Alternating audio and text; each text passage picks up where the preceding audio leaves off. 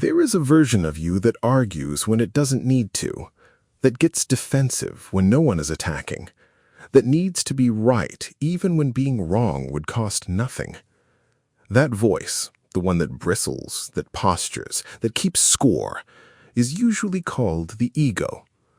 And most of the time, when people talk about the ego, they mean something to get rid of. But what if that isn't quite right? What if the ego isn't a flaw in your character, but a structure built for a purpose? What if the impulse to defend yourself, to maintain a sense of who you are, to resist certain kinds of change, what if those weren't signs of weakness, but signs of something trying, however imperfectly, to keep you intact? This is worth thinking about carefully, because the way you understand the ego shapes what you do with it, and dismissing it entirely may be as much of a mistake as being consumed by it. The word ego simply means self in Latin. In ordinary conversation, it has come to mean something narrower: arrogance, self-importance, the part of you that takes things personally when it probably shouldn't. But in the psychological tradition, it carries a more specific and more neutral meaning. Sigmund Freud used the concept of the ego to describe the part of the mind that negotiates between inner impulses and outer reality. It was not the seat of virtue or the source of your worst behavior. It was a mediating structure, the part of you that tries to function in the world as it actually is, rather than purely as you wish it were. Later thinkers developed this concept considerably, but the core insight remained. The ego is not simply vanity, it is organization. It is the self as a working structure. Carl Jung took this further. He argued that the ego is not the whole self, but is the center of consciousness, the part that experiences, decides, and identifies. Without it, there would be no stable sense of who you are, no continuity between the person who went to sleep and the person who woke up, no thread connecting your past to your present to your future.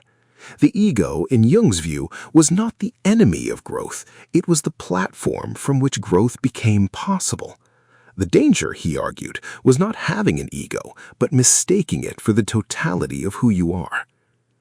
This distinction matters enormously. When you feel defensive, something real is happening. The criticism lands differently depending on whether it touches something you believe about yourself or something you secretly fear. A comment about your cooking is easy to absorb. A comment that implies you are incompetent, unlovable, or not worth taking seriously is not just about the cooking. It reaches into your sense of self. And the ego responds, not always elegantly, not always proportionately, but it responds because something important is being threatened. The psychologist Kristin Neff, who has spent years researching self-compassion, makes an observation that cuts against the standard self-help narrative. She notes that the ego's defensiveness is often a response to a deeper wound, not self-love, but self-threat. People who are hardest to criticize, who most need to be right, who react most intensely to perceived slights, are frequently not the most arrogant, but the most fragile. The aggression is protective. The rigidity is holding something tender in place. This reframe is not an excuse. It is a map. Understanding why the ego behaves as it does gives you more access to it, not less.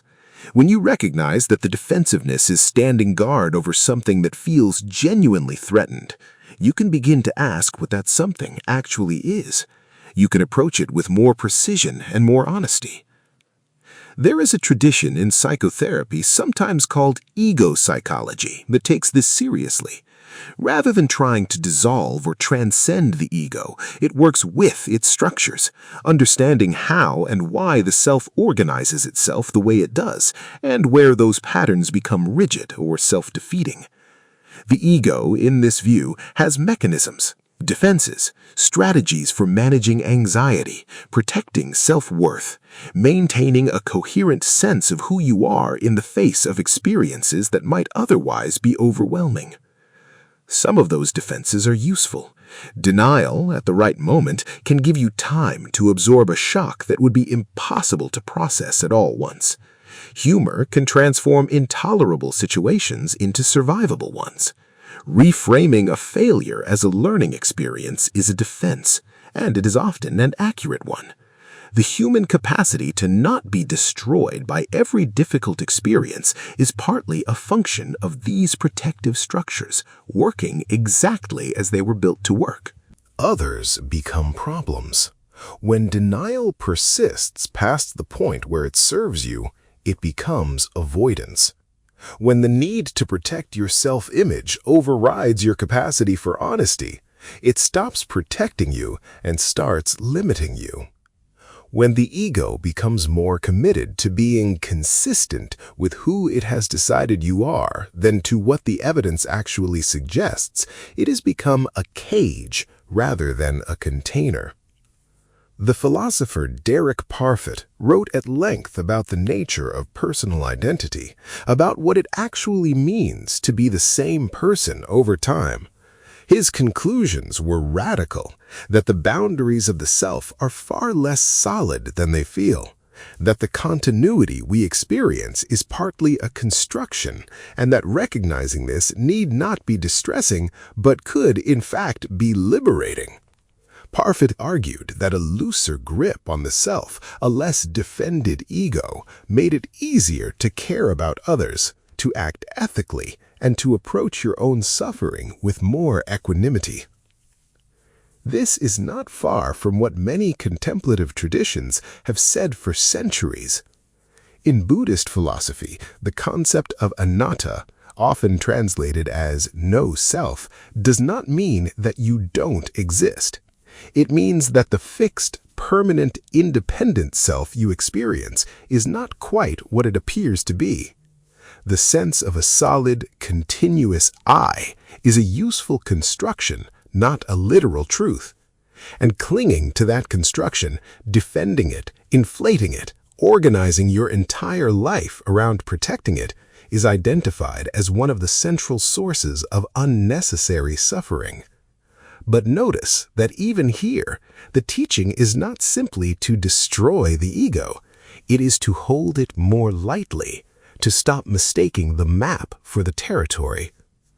The Stoic tradition approaches this differently, but arrives at a similar point. Marcus Aurelius wrote repeatedly about the importance of not being disturbed by external judgments, not because reputation doesn't matter, but because attaching your well-being to how others see you gives others a kind of power over your inner life that they have not earned. The Stoic version of ego management is not self-erasure, it is self-possession. Knowing what you actually value, distinguishing that from what you have simply been told to value, and refusing to let your peace of mind be held hostage by forces outside your control. So what does all of this mean practically? It means paying attention to which situations trigger the most intense defensiveness in you. Not to judge yourself for those reactions, but to read them as information.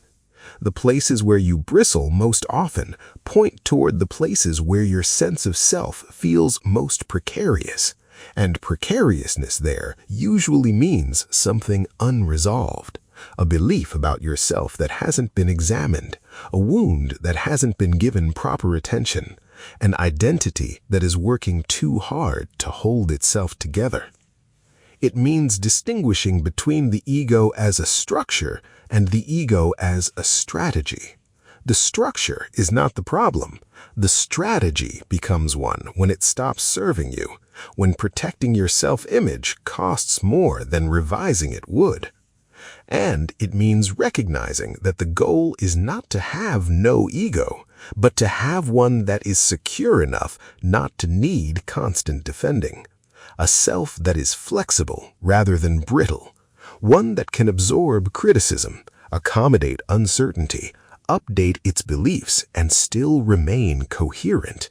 A self that is held together not by rigidity, but by something more like trust. Trust that you can encounter difficult things and not be destroyed by them. That kind of security doesn't come from winning every argument. It doesn't come from being seen correctly by everyone around you. It comes from a relationship with yourself that is honest enough to tolerate imperfection and grounded enough not to need constant external confirmation. The ego is not your enemy, but it is not the whole of you either. There is a version of you that argues when it doesn't need to. And now you know why.